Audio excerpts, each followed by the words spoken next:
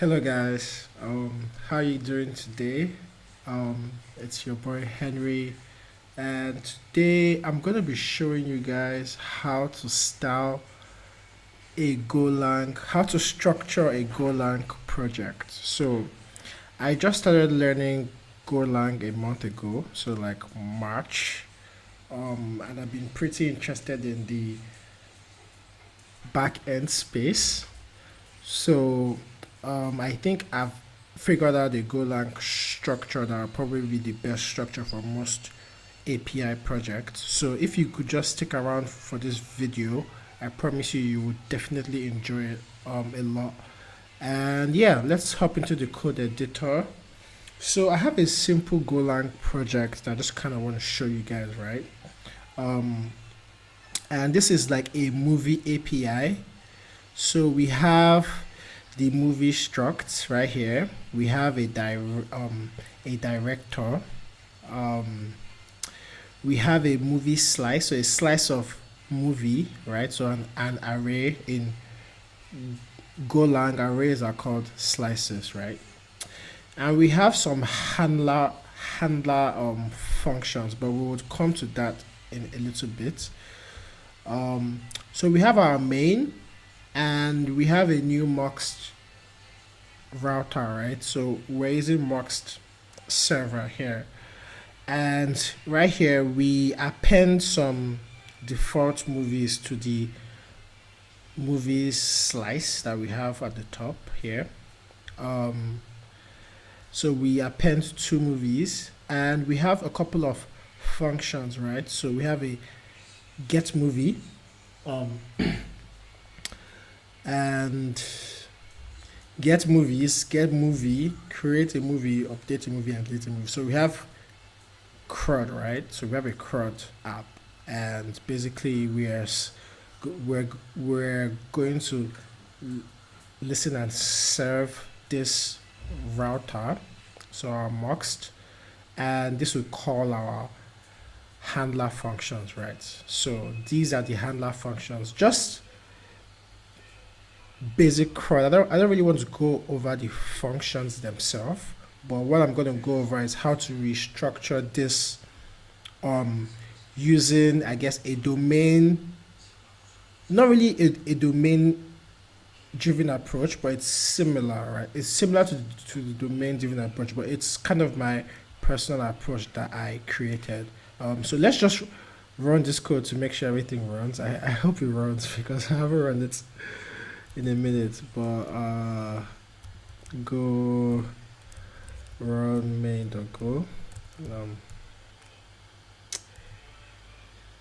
and that should create our server.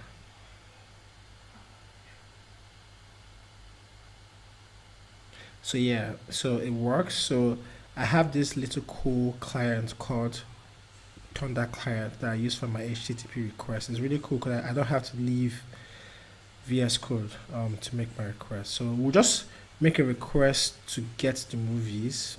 So let's do a get request. I have some requests I've did here before.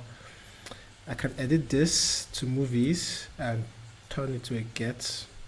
And so as you can see, we get the result, right? So HTTP 200, okay, everything's cool. So how might we refactor this code to have an hexagonal slash domain driven approach, right? It's a pretty simple API, and I'm going to show you how I do that in the next code, right? So yeah, this is a lot, and I'm going to try and go over it step by step, right? So you can see the file structure here is not flat. So compared to the previous one, which is flat, right? We don't have any packages here, which are folders in Go are called packages. So we don't have any packages. So this is a flat structure, whereas this is not a flat.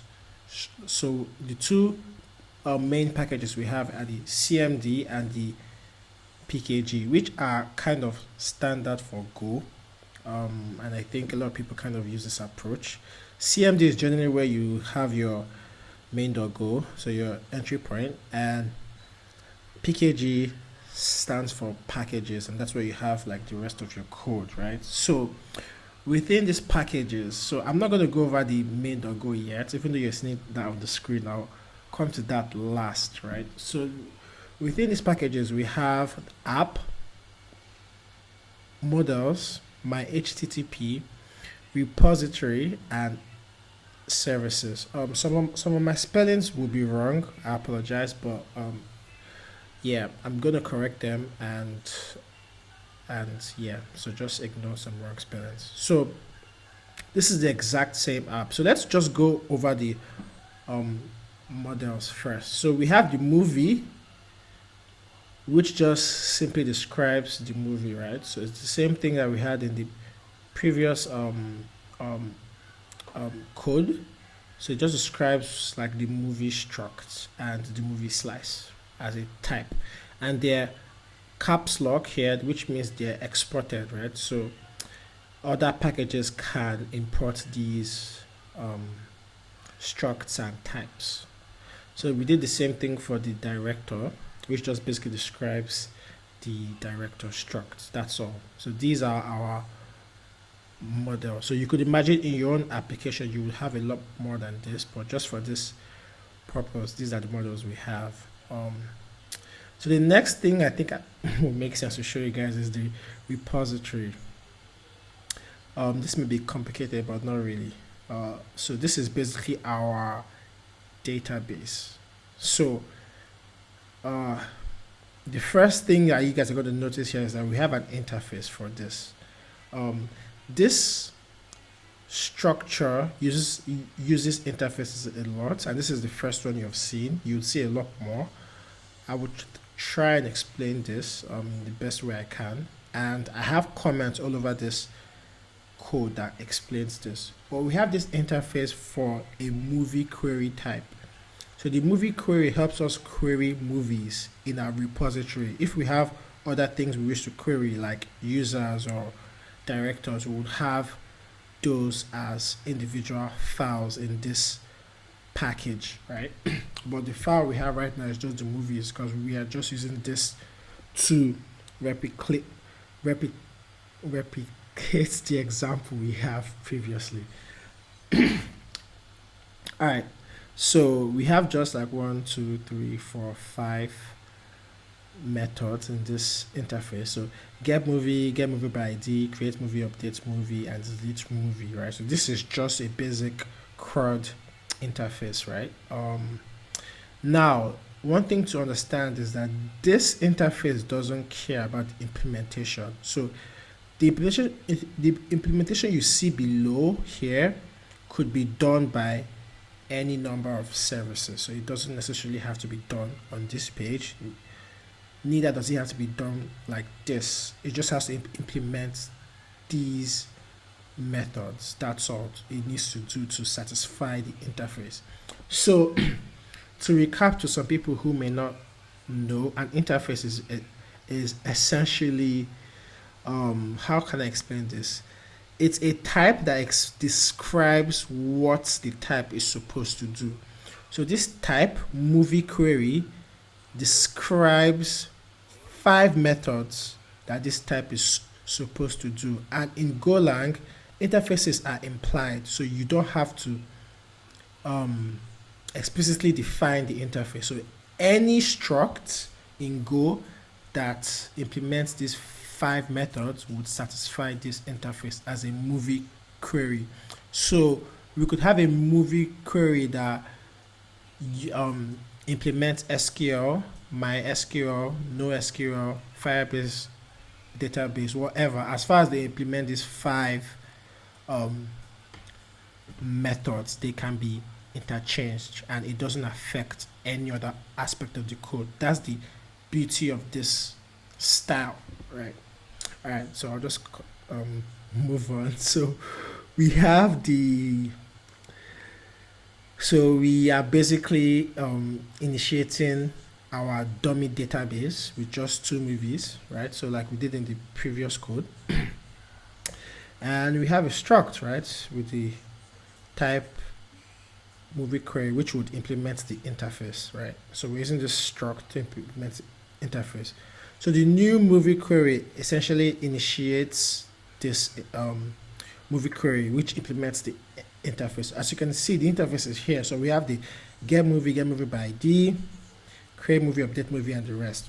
So you could see the rest. I haven't implemented any functions here because this is just for demonstration purposes. So I have the get movies, which just returns this list of movies. Ideally, this would have to call your database and actually fetch the movies from your database, right? And you could implement this to, like I said, have any kind of database. It doesn't care about where the data is coming from. All it cares about is get movies returns model of movies. That's all it cares about, right? So, and model of movies is basically the list, the slice of movies. So if we check here, it's basically this model movies is a slice, right? So that's all it basically cares about. And here we are just returning the movies, which is fits the type, right? So that's our we're just going to return this slice, right? So pretty straightforward. So get the movies by ID is kind of a little bit complicated, but we loop over the movies and basically match the ID and we return that. So basic straightforward. So this is the repository, right? So you may notice another file here called DAO. So we're going to go over this next and I'll try and explain that to you. So the DAO basically stands for data access object. So this DAO implements the interface of movie query, and the movie query implements the interface of the get movies that we just went over. So the DAO has access to the movie query methods because it implements the movie query interface in its own interface, right? So this is how you can link interfaces together in Golang. So this new movie query interface basically implements the movie query interface, right? And how that works is that if you look down here, the new movie query function, sorry guys, I said interface before, the new movie query function returns the movie query struct, and this movie query struct, as we have seen here, this struct implements the interface. So the struct works as the new movie query because it implements the interface. This may be confusing. I promise you it will make sense if you run the code yourself and also if you watch the video to the end. But I only implemented one interface. Ideally, you would have queries for all your query types. So you probably have a new movie query, a new user query, a new item query, a new whatever app you build. You probably have queries for each of the items, each of your data collections. You probably have queries for each of them, right? So I just implemented the movie query. So we're going to close that and we're going to go to the my HTTP. So this implements the HTTP server, and this might be a lot, but I'll try and explain it. So we have a server struct, which is a struct that we generally created, right? So let me go to the top of the file. We have a server struct, and this struct has a couple of items. Now, consider these items to be dependencies that the struct needs, and all the methods of the struct have access to these dependencies. So as you can see, we have a mux router and a regular HTTP server mux, and we have the DOA, which is our database, right? So our database is being passed into our server struct, right?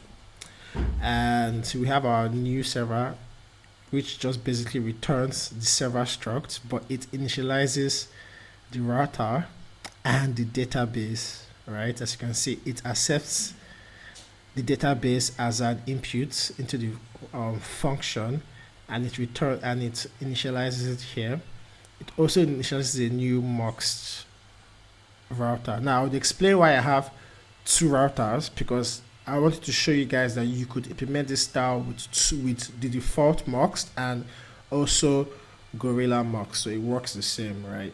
And this new server function also initializes a method called routes, and it returns s, right? So if we scroll down, we can see that the server struct implements the serve http function. So this automatically makes it satisfy as a handler function, I guess interface or struct. It could be, I'm not sure about that. I think it's a struct, but it satisfies as a handler function, right? Because if we pass it as a handler function, it will call the serve http method.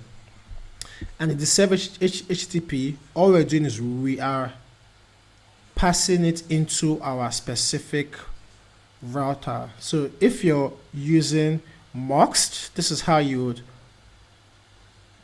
essentially pass it in. You would call the server slash mux, which is this mux we have up here, and you call http and you pass the http response writer and the request. If you were using the default muxt, which is the http, you call s.router and you pass it in just like this, and these would work for the routes you assign to these routers. So as you can see, the route function assigns the routes. So you can see all our routes here. So you can see our mux route. So I put the two routes here for example purposes. Ideally, you should pick one over the other. So there's our mux route. So it calls the same server slash mux slash handle func, but it passes our string, our path, and the handler function, right? And obviously with mux you can define the method. With the default route you can't, but obviously you can still pass the handler func over here. And yeah, so obviously then I'm going to go up to the top.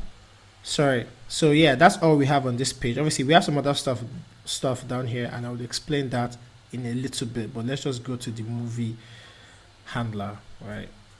So the movie handler is still on the server. Please, it's important you take note.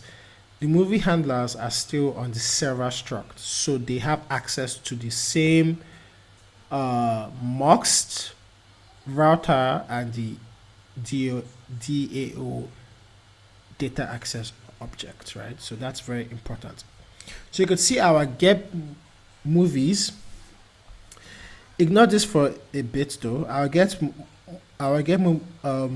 movies is a function that returns a handler function. So this is important because this creates an area of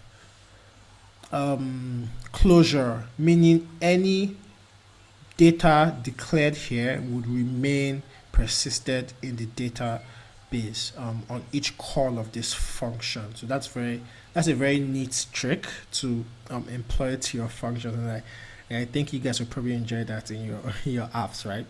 And then it returns the basically HTTP handler, which obviously takes the HTTP response writer and the HTTP request, right? And as you can see, what we're doing here is, so ignore this line. So sorry guys, but just ignore this line. But all we're doing here is that we are taking the server /.db, which is our data access object. We're doing new movie query. You see guys, I hope that makes sense now. New movie query. I'm going to go back to DOA just so it can make sense to you. The new movie query returns the movie query struct, which implements the movie query interface, which has all these functions attached to it. So I hope that makes sense. All right, so new movie query, so we can then say get movies, and we have our movies, right? So we assign our movies to this movies variable, And we have this, oh wow, what's this guys? S to JSON. Interesting.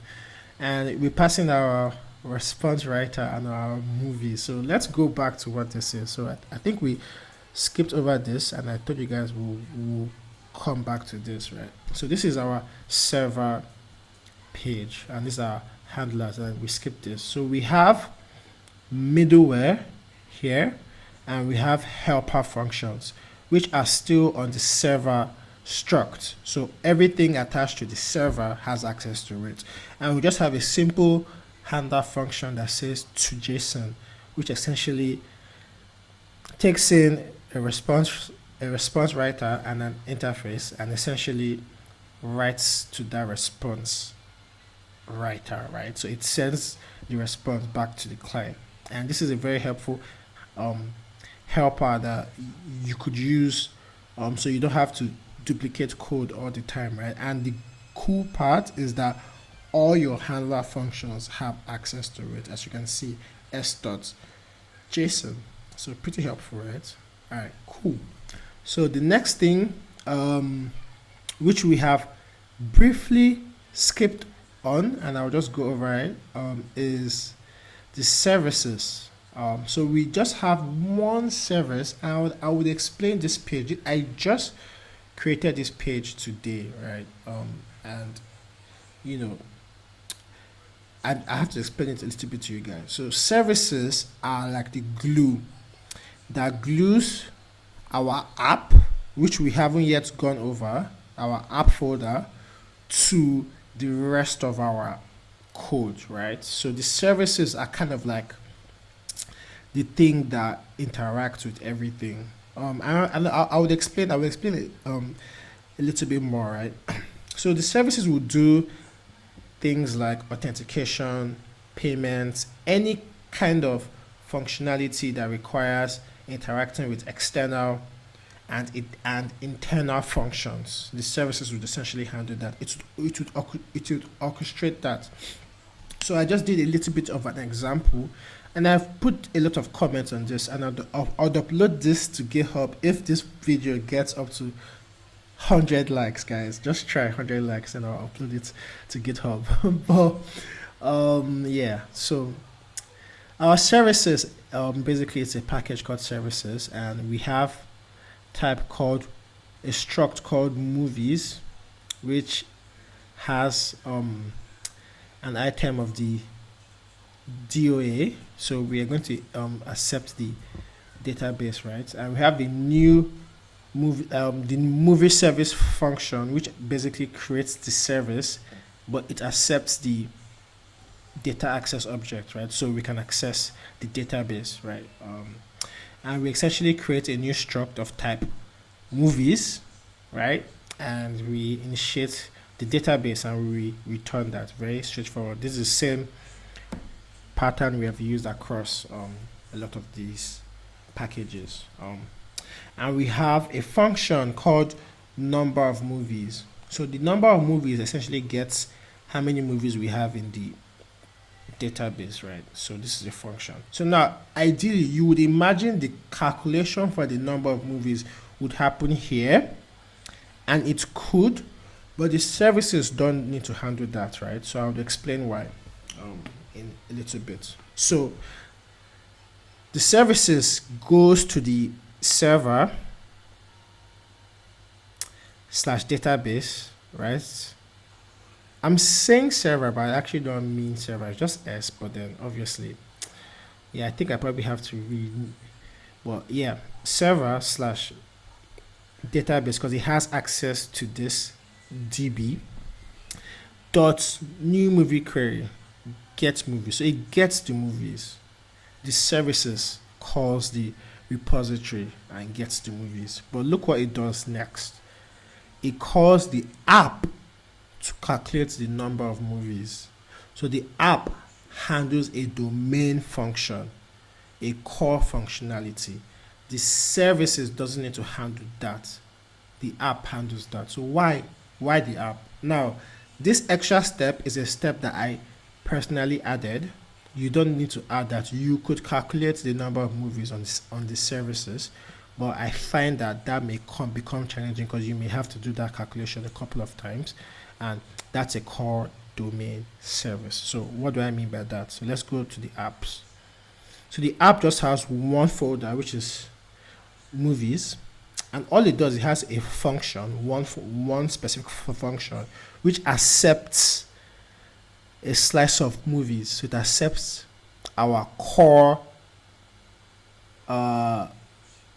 models. So it accepts this, not an API call, not anything. It accepts data, raw hard data, right, of our core types, and it does and returns an int.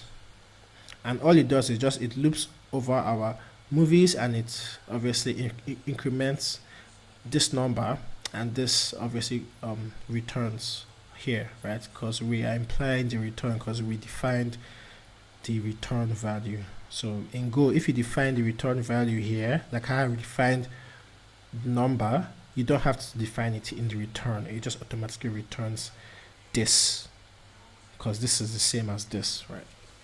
All right. I hope this makes sense, guys, because it makes sense to me. Okay. And so we're cool, right? So now we're going to go back to our handlers, and we're going to see where we call this service. So movies that go cleaning up. Okay, so here, so you can see we call the services, which is the name of our package, movie service, which is the name of our function, which accepts a data access object. And now we have a data access object because we're in the server struct, which has our data access object. So we pass that in, and we call number of movies. The number of movies is a service that takes our data access object, calls the database, and passes that into our core application, which returns the number of movies. And I print it out onto the command line, right? So I print it out. And I also, if you check here, the get movies function returns a handler function that returns the movies. So I'm going to run this code. I'm going to return. I'm going to. So actually, while the code is running, because I know it will run, I need to go over the main.go, guys. I haven't gone over that. So yeah, let's go over the main.go. So as you can see, our main.go is freaking sexy, guys. There's literally nothing in here. So the main.go, all we're doing is we are calling our repository, and we're calling new DAO. So the new DAO initiates the DAO, and in initiating the DAO initiates all the DAO structs, all the DAO interfaces, and that means it initiates our movie query by default, because this is our new movie query, which initiates our movie query, and this is part of our DAO. So our DAO initiates our movie query and all our other queries at the same time. Hope that makes sense. And we initiate our server, so new HTTP, and we pass in our DAO. So let's go back to the server and see that. So let's go up. So as you can see, new server accepts the DAO. It calls the server struct, assigns a router, assigns the DAO to DB, and also assigns mux, a new mux to the mux, right? And it calls, note, it's important, it calls the routes. So it initializes all the routes on this new server call. All the routes are initialized, right? So that's important to note. So, and then this returns the server, my HTTP server, which is a handler function, right? It's a handler function because it has a serve HTTP method. So we're going to call listen and serve, which accepts an address and a handler handler function. But the cool part about our handler function is that when it calls serve HTTP, we then route it to our router. So at this point, we're using muxt, right? So we route it to the muxt router. You can also use the default muxt as well. That would also work. So we are rerouting it, right? But we still have access to all our data still has access to all of this richness in the struct, right? So it's a pretty cool trick, guys. It's pretty cool, guys. All right. And yeah, so we listen and serve, and our function is running, and I'm going to run it, and you guys would see the result of both the movie and also the count. So just ignore this JSON here. So we're just going to do a get movies. So as you can see, we got our movies the same as before, and if we check it on the command line, we also got the number of movies as well. And this was an internal internal function. So I want you guys to imagine the functions you put in the app are functions that don't have to call anything outside of the app. Sure, you could import some like packages like time and stuff, or math, or whatever you need to make any calculations or any like algorithms or whatever you wish to do, but you can't call any external packages to in this app, right? So yeah, I hope this structure makes sense. This video has been pretty long. I'll try and chop it up. I don't know if I will chop it up, but if you like this video, please help me share it. I'm actually currently looking for a golang role. Say this video helped you, share it with your engineering manager and tell them to come hire me. I would appreciate the referral, and yeah, share with your friends as well. Hope you guys like it, and if you can get it to 100 likes, I would definitely post the GitHub repo for this. So yeah, thanks guys for watching the video, and have a nice one. Goodbye.